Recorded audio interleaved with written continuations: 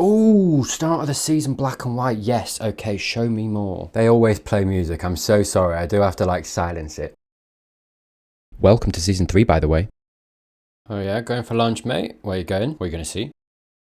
I swear these flash forwards feel sadder for me the more that I see of Jimmy in the series, because it's like it's even sadder to see where he gets to because I'm more invested in his character, right? That's the show doing it right, dude. Oh, hello, hello, hello. Little camaraderie, I wonder. Maybe a reminder of who he is, who he was, maybe. He's gonna help him out. See a younger Jimmy and be like, I'll give you the help I never had. The brother I never had. Young guy, dark hair, corduroy coat. Oh, really? Oh. Hey, Nick, come here. Oh, that's gonna be... It's this thing of not wanting to step out of line, maybe.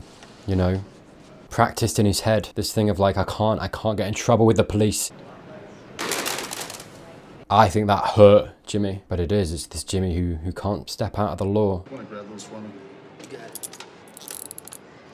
That look of almost self-reflection, I feel like, of like, who am I now? What have I become? I've given up every part of who I am. Is this a life that I want to live? I do. I think the more that I see these scenes, the more I feel like we're gearing up to see a future Jimmy at some point breaking out of this routine. Nice job. Say nothing, you understand? Get a lawyer! Ah, there it is. Yeah, that self-reflection of like, oh, I'm that guy. I can't be that guy. That's not who I am. This isn't who I am. Boom. And there we go. Verbalized. We see it. We see Jimmy. Yeah, and I think that anger that you see as he rises. Say nothing, you understand? Get a lawyer! That right there. That's Jimmy. That's Jimmy right there. Yeah. And it's Jimmy seeing a younger Jimmy in front of him and being like, no. Because this kid, this almost duplicate in a certain way, this surrogate for himself is caught without help. Jimmy rearing up a little bit, coming out of this stupor. Get a lawyer. What do you mean, asshole? That is how it's supposed to work, dude. You arrest someone, they get a lawyer. Like, what do you mean? He was himself for a second there. I wonder how that's going to affect him. Because I think this only works if he tamps down on himself. And he let it out. Ooh, interesting. Very interesting. Yeah, this is taking a toll on him. As it would with anybody. I think his only recourse at a certain point in this future is to stop, is to allow himself to be himself, because clearly it's taken a huge toll on him. And I think almost, interestingly, Chuck-esque. And I think it's this thing. I think it's both of them suffering adverse effects because of their unwillingness or their willing almost tamping down of who they truly are. I think we've got Chuck with his vulnerability and all the things that have gone on in his life, whether it's his childhood, whether it's with his mom or dad, and Jimmy. And then obviously we've got Jimmy here, you know, willingly tamping down himself. And it's interesting how they're both being mirrored there against each other for the same, I feel like, reason. Hello and welcome to another Better Call Saul Sunday. That's right, it's season 3, the show that happens every single Sunday until we are finished with it today. Mabel, episode 1 of a brand new season. Welcome all and let us see. Flamingo track. You're not quitting or retiring or whatever. Oh yeah, clickety click click clack. You know what? I'm gonna put it here because quite frankly that was audacious. It was dangerous. It was not respectful to the flamingo. That is key, kids. All right, always respect the flamingo. You're right. I'm so sorry. I shouldn't have done that. That was rude. I didn't ask first before I jumped. Okay. Yeah. You good? Okay. All right, they're settled. Let's move on. Yeah, you gonna try and put that boy away? Hey, interesting actually. Remember how I said a while ago, I feel like season 1, how I felt like we were gonna get a pitting against of Chuck and Jimmy coming head to head in the eyes of the law. I don't know, I think this sets that up. Marco, there he is. He's not there, but... Yeah, well, whatever it was, he's over it now, all right? Maybe telling us he's gonna need Marco going forward to get himself out of this. Going back in. Well, Howard's breathing again. Coming back down. Was that all a ploy, a trick to garner empathy, sympathy from Jimmy? Hang on a minute. I just realised he recorded Jimmy without consent. That is a huge thing. Isn't that breaking the law? Oh, did Chuck lower himself to break the law because he wanted to get Jimmy so much? Interesting. Can he even use that? Jimmy, if you're gonna help, at least use a little finesse. Finesse? What do you... Nah. Pulling the varnish right off the walnut. The differing of technique between the two men, the way that they're generally arranged, right? Chuck doing things carefully, by the letter of the law. Jimmy ripping it off, at least that's how Chuck sees it a lot of the time. Finesse, fine. Show me. Demonstrate. Like this. Roll it with your thumbs. Get a nice tight roll going. I think you're the one that needs a nice tight roll.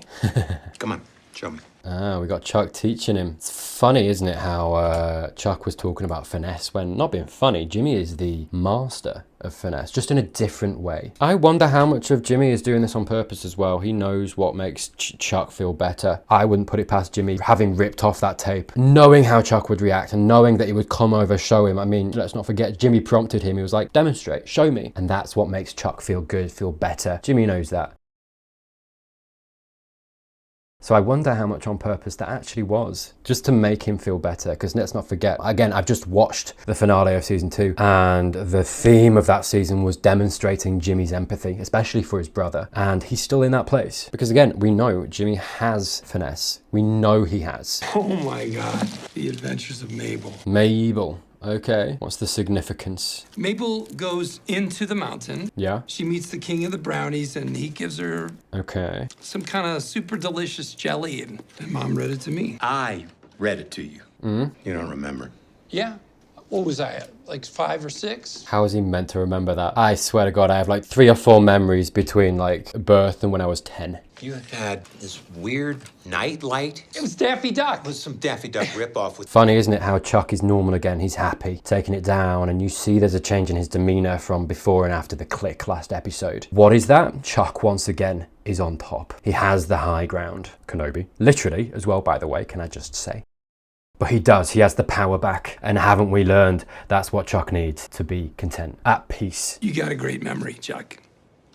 The red bill and everything. And let's not forget in this, even when Chuck is happy, he's still putting Jimmy down. The whole thing of like, it was me, you don't remember. It's like, dude, he was 5 or 6, chill. She had like a page boy Jimmy. haircut, and Oh. she was. Don't think I'll ever forget what happened here today. All right. And you will pay. Whoa, whoa, dear Lord. Is he gonna reveal it? Was very intense. Yeah, game on. Maybe season 3 is Jimmy versus Chuck. I mean, hasn't the whole season, to be fair. But you know what I'm saying. I think you need to mention it by name in case some dirty judge decides to play tricks. Okay. Who's the lawyer? Hey, Jimmy, we are almost done here. We're almost done. I'll be with you in a minute. Yeah, good. Boundaries. Important. It's important. And mention my lily pond. My lady. Respectfully. Back off.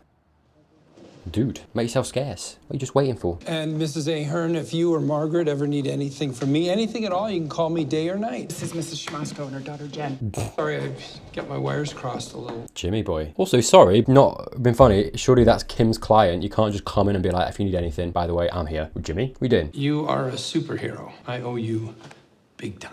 Oh no, Kim came in to help his client. Interesting. It's not how this is supposed to work, right? So how's Chuck? Crisis averted, I guess. Oh, if only. He's back to being the same old Chuck. Aren't we winners? How about we call it a day? I'll buy you some dinner. You're kidding, right? Dude, You realize how far behind? yeah, she's just been sorting your clients, mate. What are you talking about? I'll do the wills. No, you won't. They're my clients. They're my clients. Once I take these people on, I can't just reassign them to you.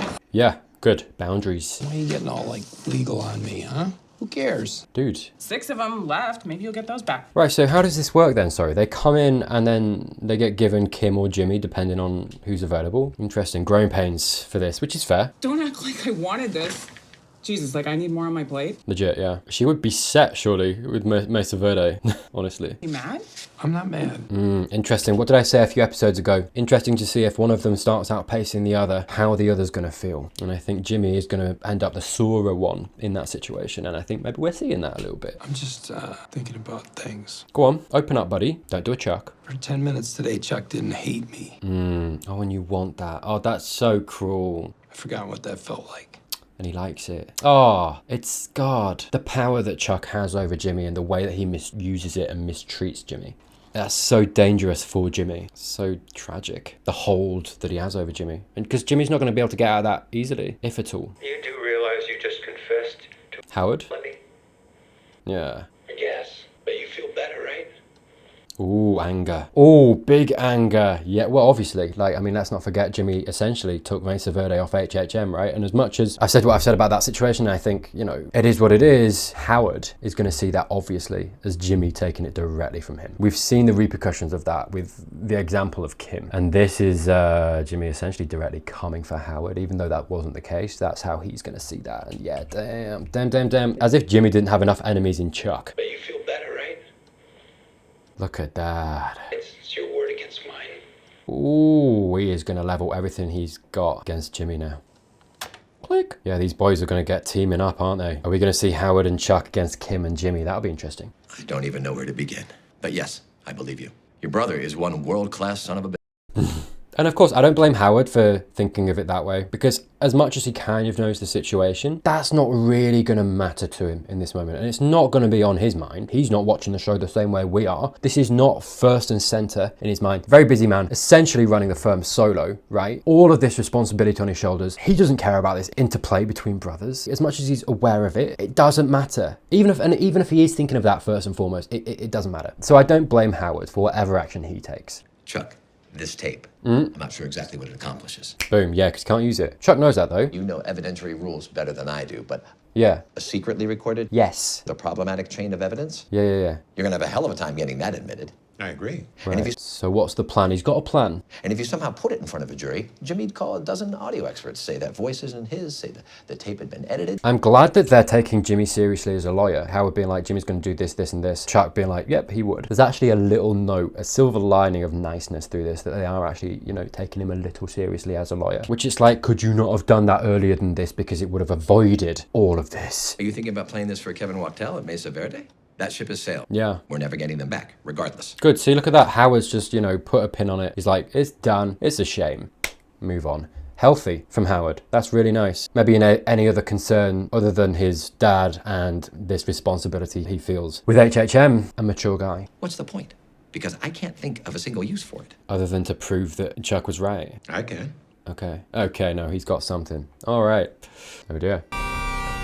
Right. Cliffhanger. Gotta be Gus. Sorry, I completely forgot. In the wake of how it ended last episode, I completely forgot about Mike.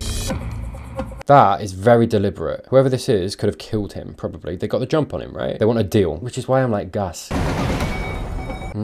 I keep thinking of Gus as maybe having a cameo, but maybe he's going to have a bigger part to this series. I really hope so. I really like Gus as a character, and I don't feel like we actually saw enough of him. Yeah, I'd be thinking, check the whole car. That's a very panicked Mike. The fact that he didn't do that before he set off. If this is going to be a tracker, this is Gus. By the way, what a beautiful shot. Can I just say the lightning? Man, he is very spooked. I mean, fair play to him. A man as careful as Mike, as patient as Mike. He's very much like all we've seen really of him, including Breaking Bad, is him coming out on top. Obviously, apart from the latter half of season 5. We're closing in 15 minutes. You have got a beautiful head of hair and a mustache, dude. I love that combo. Perfect. You know how to style it. Do you know what I mean? But yeah, sorry, just to carry on what I was saying. Got to appreciate a good hair care routine. That's all I'll say. I'm so sorry. I'm getting distracted again. That's true. We've only ever seen Mike succeed, be above everybody else, be better than everyone else. This is very out of the ordinary, and I don't think he's often put in this situation. Not nowadays, right? He's an old guy. He's very experienced. He's not used to this, and he was outmatched. Call me a cab, will you? Still not convinced. Yeah, he's taking it very seriously, of course. I mean, you know, the things at stake. Kelly and her mum, that's the key. If he's ever compromised, it compromises them as well. This can't happen.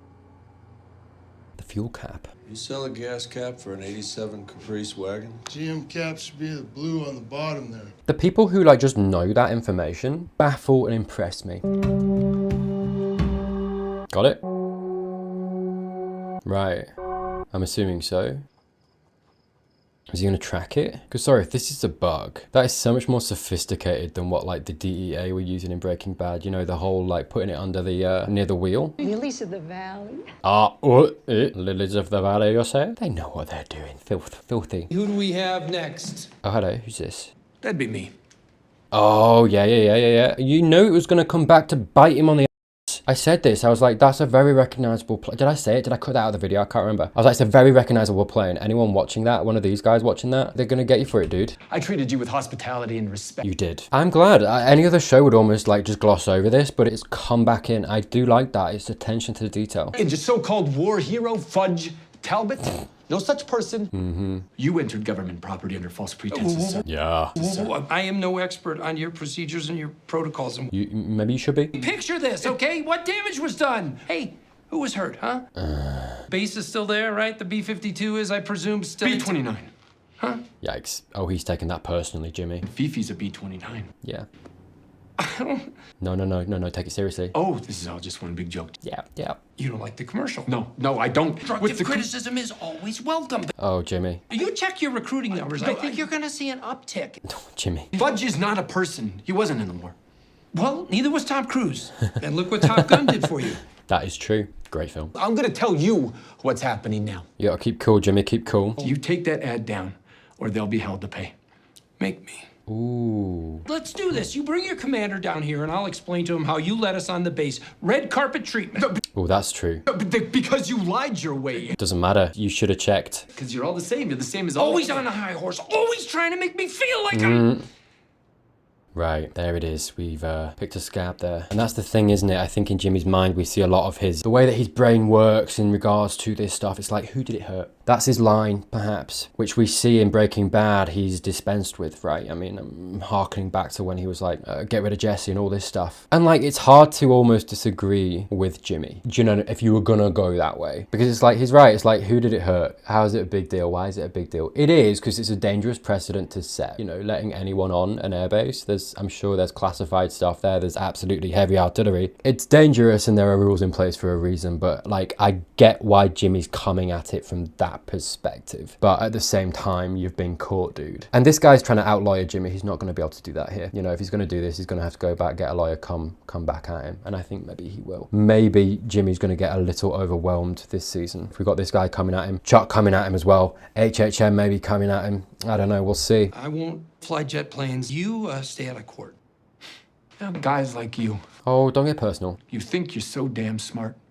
And you think you don't have to play straight with anybody. The wheel is gonna turn. Interesting. And I guess that's the representation of Jimmy to the normal person without any of the context that we have, right? Because it's easy, me watching it, getting into it. I am biased, right? I absolutely am. And I suppose we're seeing here, you know, Jimmy did an act and he didn't kill anyone. It wasn't like a big deal, really, necessarily. It was to an extent, but like, do you know what I mean? Like, by Jimmy's measuring of things, it's not really a big deal. They just got a little bit of footage for an ad. That's all that was done. Nothing bad actually happened, right? And this guy's aware of that. Despite that, this is how a normal person, an everyman, comes in and demonstrates how he sees Jimmy. I think that's telling. A lawyer you can trust my...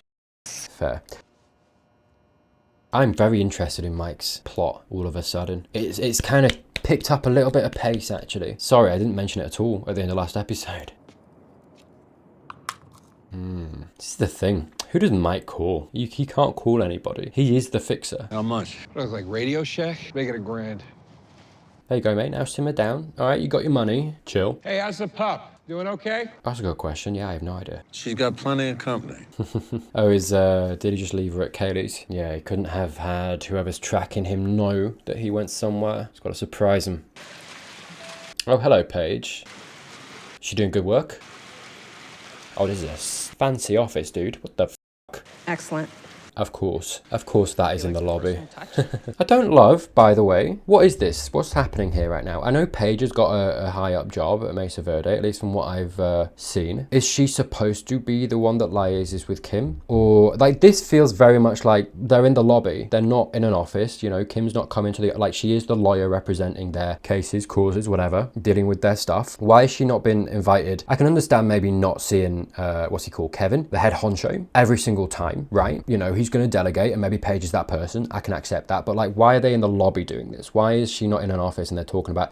It just feels like she's been relegated somewhat for some reason, right? Would they do this? I can't see Howard or Chuck or both of them sat on this bench with Paige doing the same thing. They'd be like, okay, where are we going? Where's the conference room? Do you know what I mean? See, it feels weird. It feels odd. This picture, this representation of these two women below this man on the horse. Almost this caricature symbology of this man, of this testosterone-fueled old man on a horse with a hat. He's a cowboy. Boom, boom, boom. Do you know what I mean? This uber image of masculinity towering above, looming over these two small women. That's what I see here, represented in what's happening, the setting, but also like I say, visually. Oh, I can't believe you did all of this in 3 days. Right, she's excelling. Did you get the rehearing moved up?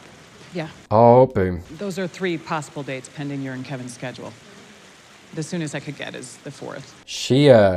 The soonest she could get is the 4th. There was a little expression there I'm going to show you again. She's not happy with that. She thinks she could have or should have, maybe more so, done better than that. She's beating herself up, even though you saw Paige's expression, heard her tone. She was surprised and happy. Kim's doing everything and more, as is her want. And Kim... Did you get the rehearing moved up? Isn't happy. Those are 3 possible dates pending your and Kevin's schedule. The soonest I could get is... Yeah, that little thing there. It's that, the soonest I could get was the 4th.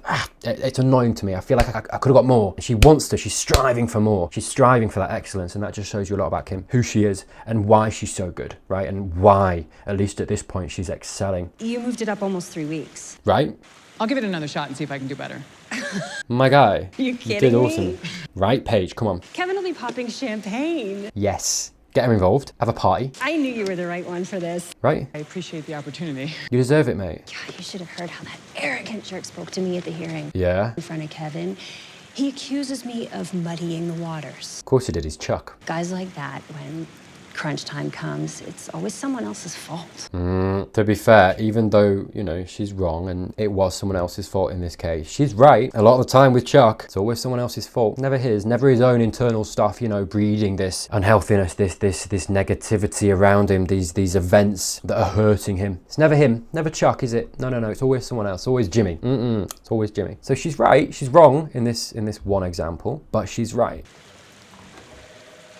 You did good, dude. Pat on the back. Come on. Oh, yeah, she's taking that harshly, dude. Come on, no. But that's the thing. She's been conditioned to feel this way. Even if she exceeds everyone around her, she's like, no, more. She's got to survive, to excel. To excel, she's got to do that. And in her mind, she's got to do better. It's like, dude, in her own way, she has to get rid of that in herself as well, because that's not healthy for her. She's never going to be truly happy if she keeps beating herself up like this. I understand why she's this way, but again, same as Chuck, they've all got to do a little bit of work. And we saw it as well, actually, that makes me think, going back to The Office, and the guy from the base, the Air Force base, coming in, and Jimmy snapping a little bit and being like, you guys are always taking the high horse, always on my back, just give me a break. This thing that Jimmy's got that's getting him in trouble all the time, he needs to do the exact same thing. He needs to reflect, because he's getting in trouble for it. That's going to have an adverse effect on him too. I've drawn attention to all these internal things that all these characters have, and the adverse effects it's having on every single one of them. They've all got to self-reflect, practice a little bit more self-awareness, and only then are they going to properly stop suffering from these things. It's a nice little touch, actually. Shows that she's very attention to detail oriented. Just that change in the semicolon to the full stop. Everything's got to be perfect. I wonder if she's going to get rid of the full stop and put the semicolon there again. Yeah, I knew it. Because she's a perfectionist. I knew she was going to do that, because she's like me. I do the same thing. She's reading over it again and again to see how it feels and sounds, to make sure it's perfect. That's why she's so good. And again, go on, why not? For fun. I've been there, mate. Yeah, okay. I've been there, mate. At some point, you've got to just make a decision and be okay with it. Maybe go for a wee or something. Do you know what I mean? Get some time. Buddy, I get it. I do. Yeah. No, it's okay. This also shows fear of messing up, fear of getting it wrong, right? She's so obsessed with not getting it wrong. She can't get it wrong. She can't let this one little slip up mess up the whole thing. Even as tiny as it is, and if you step outside of it for a second and look in, it's like, dude, this isn't going to affect any of it. Yeah, it really just exemplifies this idea in her head that she is the kind of person that is so afraid of making a mistake, messing up, sabotaging herself, and this opportunity she has. I'm done. Good, strong, nice, mate, well done. Half a rainbow? Don't you want to keep going till you do the whole thing? If you're done, I'm done.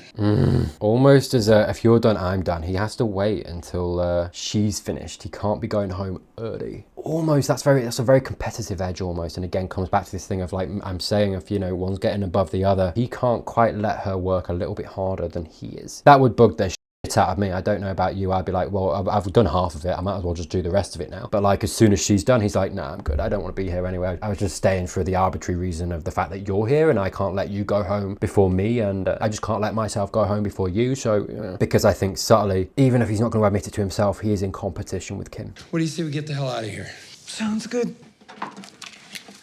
She's going to read it again, look at it and be like, nah, it's not quite right, and sit back down, I bet you. You're gonna catch a mistake. You didn't put a space somewhere or a full stop or a comma somewhere you should have. Yep. Okay, no, I was wrong. I'm so sorry. She didn't quite sit down. You ready to hit it? Sorry, I just need to check one thing. Yeah. Hey, to be fair though, it is true. Sometimes if you see it on actual paper, you can see things a little more clearly than if you're looking at a screen. I'm so sorry. I'm Kim. I'm Kim.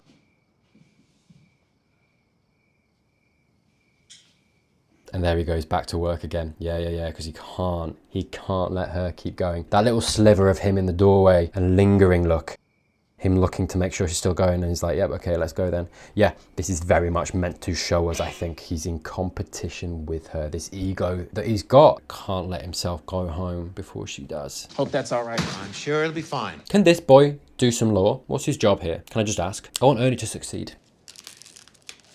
Like, bless him. This is not what Ernie envisioned when he started at HHM. Sorry, he's in the mailroom, isn't he? He did say. Well, I guess to him this is credit, right? With the company. You know, he's probably fighting for his own turn to be the Kim. Thanks. I think Ernie's going to hear it at some point. Oh, sorry. Here. Turn that off! Turn it off! Amazing. You did not hear that! All right, chill. You know about confidentiality, right? Oh, Ernie's cracking, mate. You must not, you cannot tell anyone. Tell anyone what? Like, what did he actually hear? We don't want you to get into trouble. If something were to happen to you because of this, Manipulator. I feel sick about it. If something were to happen to you, I'd feel sick about it. I hate that line. I hate him saying that. He says that all the time. He always spins it to make himself look sympathetic, empathetic. It's anything but just manipulating. All right, evil. Jesus. Hang on then. That was on purpose. He meant Ernie to hear that. Interesting. He's at least under the impression that Ernie's going to tell Jimmy at some point. Or is that a way round getting someone to testify to what he heard on that tape without actually presenting the tape itself in court? I don't know. Does that get around that? I wonder how much of this is a test for Mike, you know? Like he's supposed to track back who it is who bugged him. There it is, right? You got a tracker then, eh? Right, because they're going to lift it off him maybe at a certain point, and then he can track that one. Whoever it is who planted it is going to lift it off. Maybe? Interesting. Draining the battery? Right, he's draining the battery so they come to take the one in the car, and then he can track them. Am I right? Sorry, this is a little convoluted. Right, and he's going to catch him. I wonder. The waiting game. My mate. When do you sleep? Like, I need a whole episode dedicated to show me him sleeping. Here it is. Okay, so now you track them, yeah? Here we go. Cleverly finagled. Get going, mate. Get going.